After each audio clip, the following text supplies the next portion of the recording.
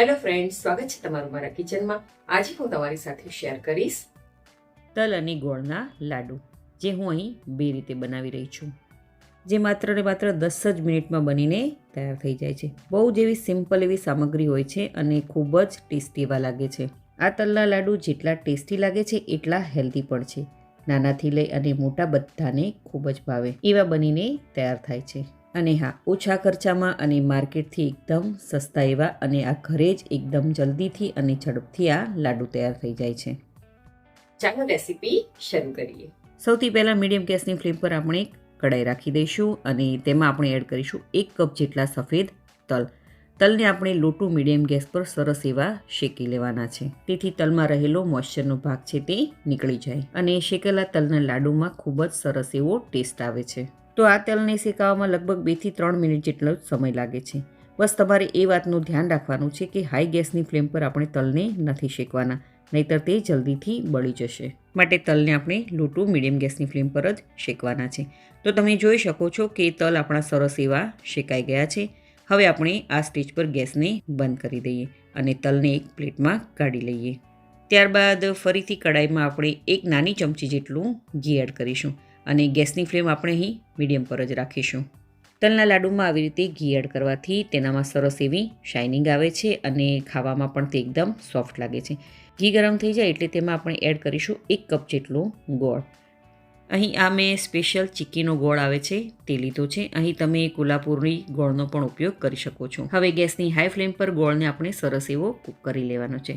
અહીં મેં ગોળને રફલી ચોપ કરીને લીધો હતો, એટલે તે સરસ એવો મેલ્ટ થઈ ગયો છે અને સમય પણ વધારે નથી લાગતો. બસ આવી રીતે ગોળને આપણે કન્ટિન્યુ હલાવતું જવાનું છે. તો તમે જોઈ શકો છો કે ગોળ છે તે સરસ એવો ઓગળી ગયો છે અને તેમાંથી બબલ્સ પણ આવવાના શરૂ થઈ ગયા છે. દેટ મીન્સ આપણો ગોળ છે તે સરસ એવો કૂક થઈ ગયો છે. હવે આ સ્ટેજ પર ગેસને આપણે બંધ કરી દઈશું અને જે આપણે શેકેલા તલ રાખ્યા હતા તેને આપણે એડ કરી દઈએ અને ફટાફટથી આ ગોળ અને તલને સરસ એવા મિક્સ કરી લઈએ. અહીં તમારે એ વાતનું ખાસ ધ્યાન રાખવાનું કે જ્યારે પણ તમે મેલ્ટેડ ગોળમાં તલ એડ કરો તો ગેસની ફ્લેમ બંધ કરી દેવાની. જો ચાલુ ગેસ પર તમે આ પ્રોસેસ કરશો તો તમારા લાડવા છે તે ચૂઈ જેવા બની જશે. તો તમે જોઈ શકો છો કે તલ અને ગોળ સરસ એવા મિક્સ થઈ ગયા છે. હવે તેને આપણે ગેસ પરથી નીચે ઉતારી લઈએ. તો અહીં આ મિશ્રણ છે તે ખૂબ જ ગરમ હોય છે, તો આ લાડુ બનાવતી ટાઈમ ગરમ ના લાગે તો તેના માટે મેં અહીં 1 વાટકીમાં પાણી લીધેલું છે અને વાટકીમાંથી પાણી લઈ અને હાથની બંને હથેળીઓ ઉપર આવી રીતે પાણીને લગાડી દઈશું, તેથી મિશ્રણ ગરમ નહીં લાગે. હવે ચમચીની મદદથી આપણે થોડું એવું તલ અને ગોળનું મિશ્રણ લઈશું અને હથેળીમાં આવી રીતે રાખીશું અને નાના નાના તેના આપણે લાડવા બનાવીશું. અહીં શેપની વાત કરું તો આ લાડુ છે તે નાના નાના શેપમાં જ સારા લાગે છે. તો આવી રીતે નાના નાના લાડુ બનાવી અને સરસ એવા તૈયાર કરી લેવાના છે. તો બધા જ લાડુને મેં તૈયાર કરી લીધા છે. હવે આપણે બીજી રીતે તલ અને ગોળના લાડુ બનાવીએ, જે એકદમ સહેલી રીત છે. માત્ર ને માત્ર 5 થી 10 મિનિટમાં લાડુ તૈયાર થઈ જાય છે. તો મીડિયમ ગેસની ફ્લેમ પર આપણે કઢાઈ રાખીશું અને તેમાં 1 કપ જેટલા તલ એડ કરીશું અને તલને આપણે 2 થી 3 મિનિટ સુધી સરસ એવા શેકી લેવાના છે. તમે આ રેસીપી કઈ સિટી, કયું સ્ટેટ અને કઈ કન્ટ્રીમાંથી જોઈ રહ્યા છો મને કમેન્ટ કરીને જરૂરથી જણાવજો.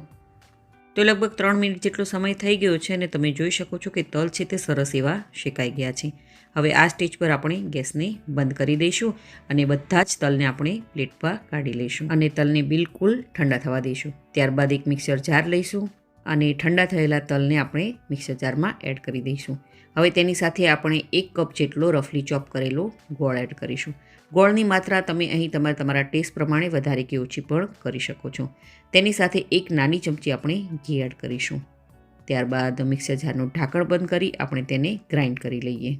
અહીં આ લાડુમાં પણ ઘી એડ કરવાથી તેનામાં ખૂબ જ સરસ એવી શાઇનિંગ આવે છે. તો તમે જોઈ શકો છો કે મેં સરસ એવું બધું જ ગ્રાઇન્ડ કરી લીધું છે. હવે આ બધું જ મિશ્રણ છે તે આપણે મિક્સિંગ બાઉલમાં કાઢી લઈશું. હવે આ લાડુને થોડા વધારે ટેસ્ટી અને થોડા ક્રન્ચી બનાવવા માટે તેમાં આપણે એડ કરીશું 1/3 કપ જેટલે શેકેલી સિંગદાણાનો ભૂકો. અહીં આપણે મીઠાવાળી સિંગદાણા નથી લેવાના અને આ શેકેલા સિંગદાણાને મેં અધકચરા વાટી લીધા હતા. ત્યારબાદ બધી જ વસ્તુને આપણે સારી રીતે મિક્સ કરી લઈએ. અહીં આ સ્ટેજ પર તમે ઇલાયચીનો પાવડર પણ એડ કરી શકો છો. ખૂબ જ ટેસ્ટી એવું લાગે છે. તો તમે જોઈ શકો છો કે બધી જ વસ્તુ સરસ એવી મિક્સ થઈ ગઈ છે. હવે હથેળી પર આપણે થોડું ઘી લઈશું અને બંને હથેળીઓને આપણે સરસ એવી ઘીથી ગ્રીસ કરી લઈએ. ત્યારબાદ થોડું આપણે તલ અને ગોળનું મિશ્રણ લઈશું અને તેના આપણે નાના નાના લાડુ બનાવીશું. તો છે ને એકદમ સિમ્પલ આ લાડુ બનાવવા. ગરમ ગરમ મિશ્રણથી આપણા હાથ દાજી જાય છે, તો તે ના દાજે તો તેના માટે આ એકદમ સિમ્પલ રીત છે અને આ લાડુ ખૂબ જ સહેલાઈથી બની જાય છે.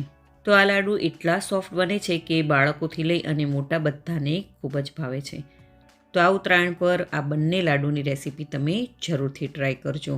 જો તમને મારી આજની આ રેસીપી ગમી હોય તો વિડીયોને લાઇક કરજો અને વધારેમાં વધારે શેર કરજો અને મારી ચેનલને જરૂરથી સબસ્ક્રાઈબ કરજો. તો ફરી મળીએ એક નવી રેસીપી સાથે.